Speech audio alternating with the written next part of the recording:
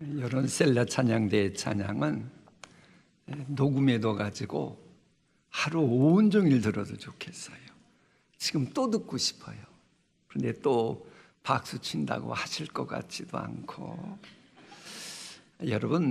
여러분이 잘 아는 친지나 이웃이 여러분에게 막 울면서 모든 것이 끝장났어요, 모든 것이 끝장났단 말이에요 하고 울고 불고 그런다면 어떻게 하면 좋아요? 어떻게 하면 좋아요? 모든 게 다 이제는 사라졌어요. 그런다면 여러분은 무엇이라고 대답하실 것 같습니까? 이 프로이드의 제자인 칼 융 같은 경우는 이렇게 말한답니다. 가장 어두운 밤이 지나야 새벽이 옵니다. 이렇게 말한다는 거예요. 그러니까 처칠은 군인이잖아요. 정치가잖아요. 지금의 고통이 영원한 상태라고 단정 짓지 말고 지옥이라 할지라도 계속 걸어가세요 라고 말한다는 거예요. 끝장났다고 말한다면 우리 셀라 찬양대 같으면 우리는 모든 거 할 수 없어요. 주님이 일하실 거예요 라고 답할 것 같아요. 그런데 이제 하나님께 나아가 모든 것 내려놓는 것과 관련해서 심리학자인 윌리엄 제임스는 그렇게 말합니다. 현실을 있는 그대로 받아들이고 그리고 그 다음 단계에 나가라는 거예요. 그러니까는 고통스러운 현실을 그대로 인정하는 것이 불행을 극복하는 첫걸음이다 라고 말하는데, 지금 에레미야가 그런 겁니다. 지체의식을 가지고 공동체에 그야말로 모든 것이 망해버린 예루살렘 성이 회파되고 아이들도 굶어 죽어가고 있고, 이 가슴 아픈 현실을 그대로 하나님 앞에 하려면서 그 고통이 나의 고통인 양 지체의식을 가지고 하나님 앞에서 간구하는데 내용이 그런 거예요. 인간들이 이런 상황 속에서 아무리 노력한들 헛수고입니다. 그걸 고백하며 하나님만이 모든 것을 주장하실 수 있다, 이런 고백으로 하나님께 나아가는 겁니다. 그래서 기도가 이렇게 시작돼요. 내 고초와 재난 곧 습과 담즙을 기억하소서. 내 마음이 그것을 기억하고 낙심이 되오나, 하나님 앞에 솔직하게 있는 그대로를 감정을 토해내는 겁니다. 이 쑥이라고 하는 것은 쓰디 쓴 그 하품, 인생살이의 하품, 그걸 말하고, 담즙은 깊은 고통, 계속 밀려오는 깊은 고통을 말합니다. 그것만 생각하면 낙심이 되고 너무 힘들다. 그러면서 하나님 앞에 나아가는 거예요. 그러니까 심리학자들도 그렇게 말합니다만은 성경은 그래요. 힘들고 어려운 현실이 있을 때 없는 것처럼 그러는 건 말이 안 됩니다. 아니 말로 하나님이 없어도 되는 것처럼 하는 현실을 괜히 허락하셨겠어요? 현실을 부정하면 안 됩니다. 믿음은 현실을 부정하거나 외면하는 게 아닙니다. 고난은 현실이고 눈물이 흐를 수밖에 없는 것도 현실이잖아요. 현실을 허락하신 하나님 앞에서 왜 아무것도 없는 것처럼 얘기하고, 왜 그런 식으로 그거 별거 아니라고 그렇게 말합니까? 같이 심리적인 통화를 해줘야지요. 그러므로 중요한 것은 기억은 하는데 무엇을 계속 어느 관점에서 기억하느냐 하는 게 중요합니다. 그러니까는 고난만 계속 붙들고 있으면 낙심할 수밖에 없지만은 고난을 인정하면서 이 고난을 허락하신 하나님을 바라보라는 거예요. 하나님은 소망의 하나님이니까 거기에도 기쁜 뜻이 있다는 겁니다. 우리도 마찬가지입니다. 혹 여러분 주변에 뭔가 잘못됐고 상실했고 아픔이 있고 어려움이 있고 그것만 바라보면 그분들은 계속 영원히 깔아질 수밖에 없습니다. 낙심할 수밖에 없습니다. 그러나 믿음의 사람이라면 현실보다 그것을 허락하신 하나님을 더 크게 보아야 합니다. 그러니까 비참한 현실의 원인이 설령 나의 죄악 때문일지라도 하나님을 바라보는데 그럴 때는 어떤 하나님이냐? 인자와 긍휼을 베푸시는 하나님을 그 현실보다 더 크게 봐야 한다는 거예요. 설령 내 죄값으로 지금 고통당했다 할지라도 그 고통을 허락하신 하나님은 인자와 긍휼을 베푸시는 하나님이라고 더 크게 내게 부각되어야 한다고 하는 겁니다. 그런 사람은 소망을 가지게 되죠. 그래서 나오는 말씀이 하나님의 인자하심과 긍휼을 내 마음에 담아 두었더니 그것이 오히려 나의 소망이 되었사옴은, 지금 저렇게 소망 얘기하지만 지금 에레미야의 환경 여건이 변한 건 하나도 없습니다. 똑같습니다. 똑같은데 하나님을 바라보니 소망을 발견하는 거예요. 왜? 하나님을 바라보니까 아하, 여호와의 인자하심이 끝이 없음을 깨닫게 되고 그러니 소망 갖는 겁니다. 여기서 인자라고 하는 것은요, 반드시 성취하시는 사랑입니다. 그게 끝이 없다는 거예요. 인자하심이라는 헤세드라고 하는 히브리인데 이 히브리어의 의미는 그래요. 내 공로, 내 자격 때문에 주어지는 사랑이 임했던 게 아니라는 겁니다. 헤세드, 이 인자함이라고 하는 것은 내 자격, 공로와 상관없이 하나님은 찜해놨기 때문에, 뭐 해놨기 때문에? 찜했기 때문에, 이미 택하셨기 때문에 베푸신 사랑이라는 거예요. 그러니 지금에 와서 내 자격이 없어도, 공로가 없어도 그 하나님의 인자하심은 끝이 없다고 하는 겁니다. 본문 같으면 이스라엘은 하나님과의 언약을, 베리트를 깨뜨렸어요. 그러나 하나님은 이스라엘과 한 약속을 계속 깨뜨리지 않고 간직하고 계신 겁니다. 그래서 진멸되지 않았다라고 하는 겁니다. 여러분, 하나님의 인자하심은 끝이 없어요. 혹 우리 가운데, 혹은 여러분의 자녀들이나 혹은 친지 가운데 죄값 때문에 모든 것이 끝났다 라는 생각을 갖게 하는 것은 성령님이 주시는 생각이 아니고 마귀가 주는 생각입니다. 왜? 하나님의 택한 백성에게는 하나님의 인자하시면 끝이 없기 때문에요. 그래서 이걸 강조하기 위해서 또 하나의 단어가 등장합니다. 그게 바로 긍휼입니다. 인자하심과 긍휼하심이 아침마다 뭐하니? 하나님은 어제 긍휼 베푸시고 오늘은 끝. 어제 긍휼 베풀었지? 그거면 됐지? 그러는 법이 없다는 거예요. 하나님은 어제 긍휼 베푸셨어요. 그런데 하나님의 긍휼하심을 잊고도 내가 하나님 앞에 잘못을 했어요. 그래도 하나님의 긍휼은 오늘도 임하고 있는 거예요. 내 마음을 뒤집어 놓지 않으면 긍휼의 은혜의 비는 계속 임하는 겁니다. 그래 내가 그걸 인정하는 겁니다. 그러니까는 어제 실패했어요. 오늘 하나님의 긍휼하심이 있다니까요. 오늘 이 말씀 듣고도 여러분이 혹 넘어져요? 내일 또 긍휼이 있다니까요.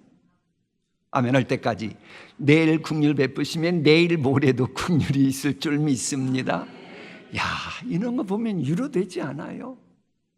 나의 실존을 직시할수록 이런 말씀은 우리에게 소망을 주는 겁니다. 그래서 하나님의 백성은 어떤 상황에서도 항시 일어날 소망이 있다는 거예요. 그 근거를 다시 한번 본문은 이렇게 말합니다. 주의 성실하심이 뭐하도소이다? 그래서 그리스도소이라라고 하는 마음은 충만하다고 하는 말입니다. 그러니까는 인간은 변합니다. 환경도 변합니다. 그러니까 하나님의 인자와 긍휼하심은 베푸시는 게 성실한데 그 성실하심이 충만하다는 거예요. 그러니까 여러분은 누군가에게 자비와 긍휼을 베풀다가 수 틀리면 계속 베푸나요? 안 베푸나요? 대답을 하셔야지요. 우리 인간은요, 자비 긍휼 베풀고 싶고 성실하고 싶은 마음이 사실 있지요. 은혜 받을 때는. 특히 사랑하는 여러분 이러면서 산상붕사경의 때가 뭐 완전히 나는 그렇게 살 것 같지요. 그런데 성실하심이 우리는 충만하질 못해요. 그래서 변하는 겁니다. 근데 여러분을 향한 하나님은요, 긍휼과 인자하신 베푸심에 성실한 그것이 충만하기에 변함이 없는 거예요. 그런 하나님이 여러분과 함께 하시니 탄탄한 기업처럼 여러분의 인생이 든든해지겠지요. 그래서 연이어 나오는 말씀이 여호와는 나의 기업이시니 내가 그를 바라리라. 전능하신 하나님, 인간의 생사와 복 주장하시는 하나님, 영원토록 성실하신 하나님, 그래서 언제나 신뢰할 수 있는 기업이신 하나님이십니다. 그런 하나님을 신뢰하면서 때를 기다리면 하나님은 기뻐하시면서 우리가 뿌리는 것이 기도의 씨앗이건 섬김의 봉사의 씨앗이건 간에 심은 대로 거두게 하시는 선하신 분이라는 거예요. 그래서 저 말씀이 또 기다리는 자들에게는 여호와는 선하시다고 말하는 겁니다. 여러분, 기다림은 아무것도 하지 않는 기다림의 시간이 아니고 내가 뿌리고 기도한 것들이 열매 맺게 하실 하나님의 때, 하나님의 카이로스를 믿음으로 기다리는 겁니다. 여러분, 하나님의 때는요, 인간적인 계산하고는 비교도 안 될 만큼 정확하고, 하나님은 계속 하나님의 때가 되면 응답하시려고 역사하고 계시고 준비하고 계십니다. 그러니 구원이 올 수밖에 없어요. 그래서 잠잠히 여호와의 구원을 바라는 마음을 가지라고 외치는 겁니다. 여러분, 내가 구원하실 그 하나님을 잠잠히 기다리잖아요. 증거가 있습니다. 그게 뭐냐? 조급함이 없어요. 뭐가 없다고요? 왜 조급한 줄 아세요? 이렇게 기도해 놓고도 막 팔 동동동동 구르고, 그거 왜 그런 줄 알아요? 하나님을 온전히 신뢰하지 못해서 그러는 거예요. 하나님을 신뢰해봐요. 여러분의 자녀들이 여러분이 장난감 사달라 그랬을 때 약속한 거 그때그때마다 딱딱 지켰으면, 여러분이 약속하면 그 애들은 언제 줄게 그러면 조급해 해요? 느긋하게 기다려요? 느긋하게 기다리잖아요. 우리가 하나님 앞에서 조급하다 조급하지 않다도 뭐냐, 하나님을 온전히 신뢰하느냐 하지 못하느냐와 이게 연결되어 있는 겁니다. 여러분, 조급함이 뭐예요? 결국 조급함은 상황이 나를 지배하는 겁니다. 믿음은 뭐예요? 믿음은 하나님에 대한 신뢰가 나를 지배하는 거예요. 여러분, 요즘 조급함이 많아요? 그 느긋함이 많아요? 스스로 답하세요. 그게 바로 여러분의 믿음입니다. 내가 하나님을 제대로 신뢰하고 있는가? 못하면서 교회 생활하고 있는가? 분명한 것은요, 그렇게 조급함이 아니라 믿음을 가진 심령을 하나님은 영원토록 버리지 아니하실 것임이라. 그가 비록 근심하게 하시나 풍부한 인자로 긍휼히 여기실 것임이라. 저게 무슨 얘기인지 이렇게 말할게요. 하나님의 자녀된 여러분을 향해서라면 하나님의 징계는 영원하지 않고 반드시 끝난다는 거예요. 고난은 우리가 가야 할 최종 목적지가 아니다. 고난은 여러분이 가야 할 최종 목적지가 아니고 현재 고난이 있어도 여러분이 가야 될 약속의 땅 소원의 항구로 더 빨리 가기 위한 과정일 뿐입니다. 회복이 하나님의 뜻이에요. 그러니까는 지금 내가 하나님께 얻어 터지고 있어도 여러분은 버림받은 것 아니다? 버림받은 것이 아니다. 끝장난 것 같아도 아니다. 이렇게 말하는 근거가 바로 하나님의 본심입니다. 우리 함께 읽어볼까요? 시작. 주께서 인생으로 고생하게 하시며 근심하게 하심은 본심이 아니시로다. 우리가 예레미야를 읽으면서 에레미야건 꼭 기억해야 되는 것이 333하고 연결됐어요. 뭐와 연결됐다고요? 333. 자, 눈을 감아보세요. 333 이거 외우셨어요? 이제 눈 뜨세요. 그게 왜 그런지 자 보세요. 너는 내게 부르짖으라 내가 내게 응답하겠고 내가 알지 못하는 크고 은밀한 일을 내게 보이라. 그게 에레미야 몇 장 몇 절? 333. 또 주께서 인생으로 고생하게 하시며 근심하게 하시면 본심이 아닐시로다. 에레미야가 333. 그렇다고 또 어디 가서 에레미야가 33장 3절 그러지는 마시고, 에레미야 예가는 33장이 없어요. 5장만 있으니까 그럴 때는 3장 33절이고 에레미야는 많으니까는 33장 3절. 힘들고 어려울 때 에레미야 333 찾아보세요. 그러면 여러분은 이내 깔아진 심령이 꿰송해가지고 다시 하나님 앞에 나아갈 수 있어요. 우리는 고난을 만나면 이런 질문하잖아요. 하나님은 왜 나를 이렇게 힘들게 하시지? 정말 하나님이 날 사랑하는 거 맞아. 근데 에레미야도 그랬어요. 그렇게 믿었던 예루살렘이 파괴되고 예루살렘 성전도 회파되고 백성은 포로가 되고 모든 것이 하나님의 심판처럼 보였어요. 바로 그럴 때 하나님을 바라보니 하나님의 본심이 보이게 된 겁니다. 에레미야야, 인생으로 고생하게 하시며 근심하게 하심은 하나님의 본심이 아니다. 여러분, 하나님의 마음을 읽을 수 있어요, 없어요? 대답을 하세요. 여러분이 하나님의 마음을 읽을 수 있어요, 없어요? 없는데 저 말씀 보면 하나님의 본심을 볼 수 있는 창문이 열려 있잖아요. 그러니까 저게 바로 창문이에요. 내가 하나님 마음 볼 수는 없지만 저 말씀의 창을 딱 들어가 보면 하나님의 본심이 보이는 겁니다. 하나님의 본심은 심판이 아니라 긍휼이다, 그런 뜻입니다. 그러니까는 여러분, 하나님은 거룩하신 분이기에 죄를 보고는 가만 계실 수가 없어요. 심판하시든지 징계하실 수밖에 없습니다만은 징계하고 심판하시는 것은 하나님이 즐겨하시지 않아요. 그건 본심이 아니니까. 하나님은 죄를 미워하시지만 죄인을 향한 긍휼을 잃지 않으시는 거예요. 자 보세요. 의사분이 환자가 왔을 때 메스를 들어요. 아프게 하려고 드는 거예요? 치료하려고 드는 거예요?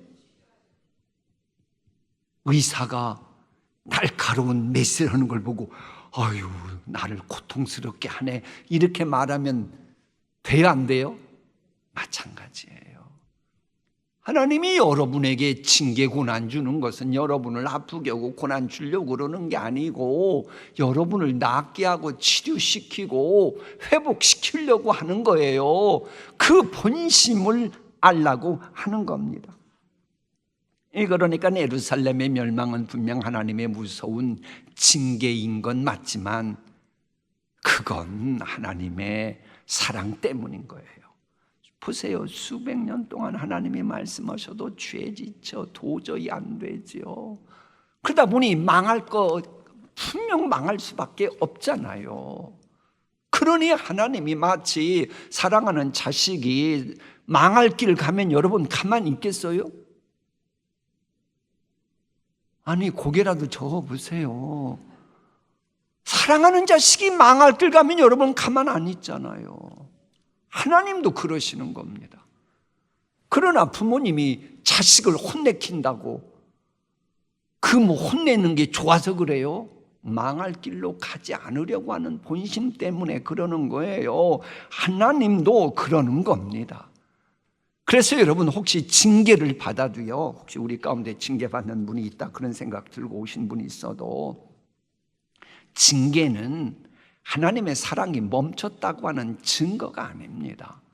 하나님의 사랑이 여전히 내게 임하고 있다고 하는 증거예요. 그게 히브리서에 나오잖아요. 이 하나님의 본심은 십자가에서 분명하게 나타났죠. 지금까지 모든 복음의 메아리들 결국 예수님 안에서 완성됩니다. 십자가는 하나님의 인자와 긍휼이 가장 선명하게 나타나잖아요. 물론 하나님은 공의 하나님이시기 때문에 거룩을 위해서 죄값을 치르도록 해야 되겠고, 그래도 우리가 망하는 것은 본심이 아니고, 그래서 성계보예요.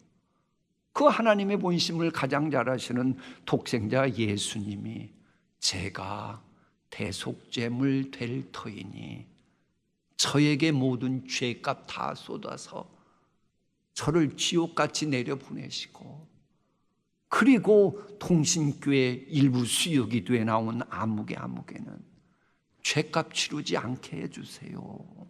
그런 겁니다. 이 하나님의 본심이 가장 잘 드러나는 게 십자가예요. 십자가. 하나님의 본심.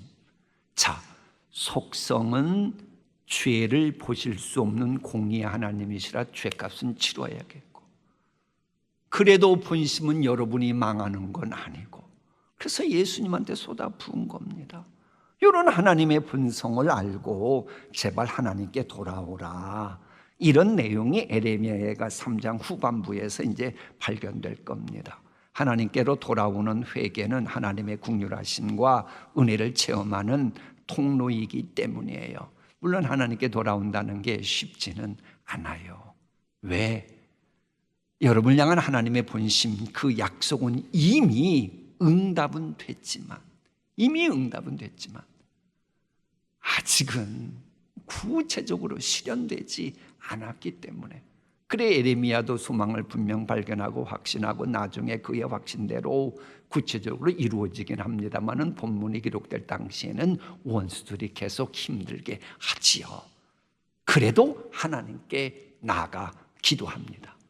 그런데 에레미야도 이게 자기 민족을 위해서는 그렇게 사랑이 많은데 바벨론 사람들을 향해서는 이게 성질이 보통이 아니에요. 그래서 하나님한테 기도할 때 에레미야는 뭐라고 기도하냐? 저 대적들 멸망시켜 주세요. 이런 적나라한 기도를 하면서 에레미야가 끝나게 됩니다. 자, 에레미야가 3장이 끝나게 되는데 여기서 우리가 하나 이제 말씀을 쭉 읽을 거예요. 오늘 내용이 좀 길어요. 그래서 한 장만 읽으실 터인데, 그 말씀을 눈으로 보고 귀로 들을 때 그려야 될 그림이 하나 있어요. 뭐냐? 하나님의 정원입니다. 하나님의 정원에는 꽃이 만발해 있어요. 근데 꽃이 만발해 있는데 그 다양한 색깔의 꽃들이 있어요. 무슨 말씀인지 알겠어요? 그러면 이제 오늘의 말씀 읽으면서 하나님의 인자, 긍휼, 사랑, 본심, 이것을 보게 되는 건데, 그 하나님의 정원에는 꽃이 하나만 있는 게 아니고 다양하게 있고 뭉치로 다발로 있어요. 뭐로 있다고요? 다발로 있어요. 이처럼 하나님의 인자하심, 긍휼, 사랑, 배려, 소망, 이 모든 것은 꽃 하나가 아니에요. 다발이에요. 다발.